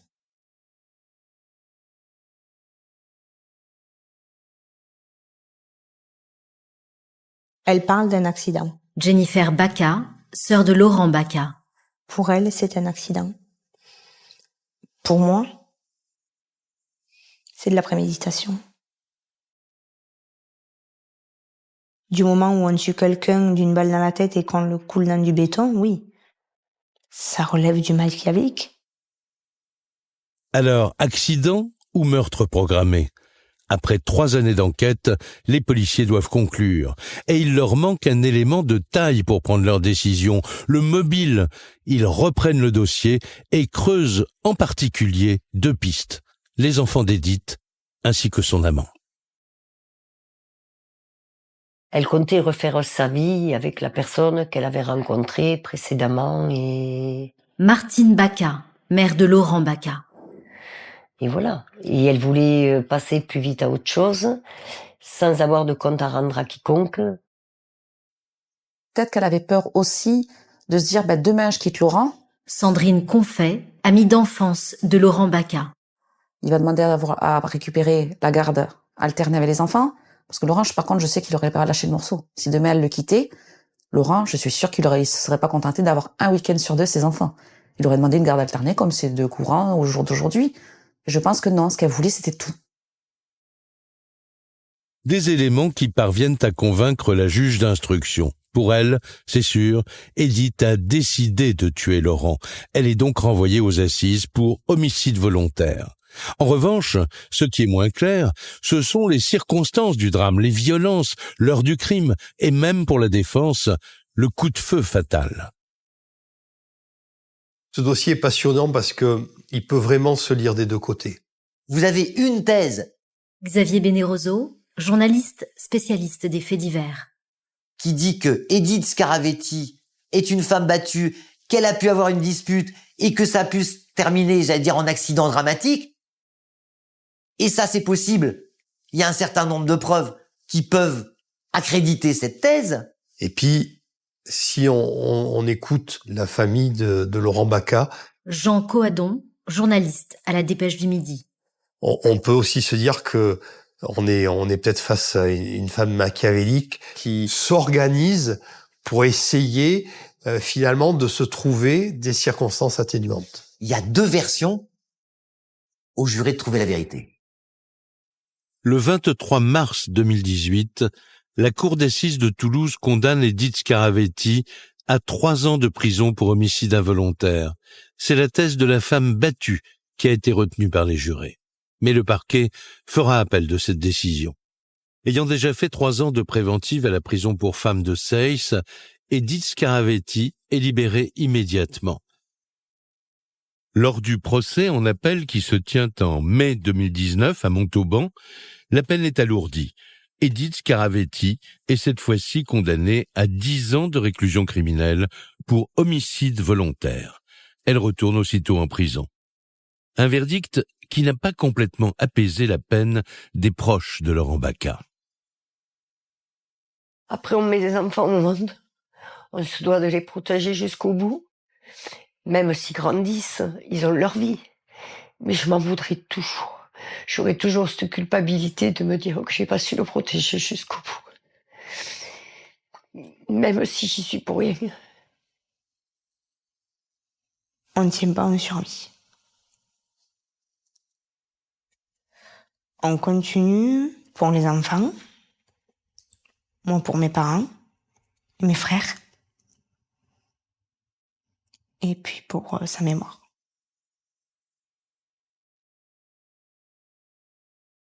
Vous venez d'écouter un podcast du groupe TF1.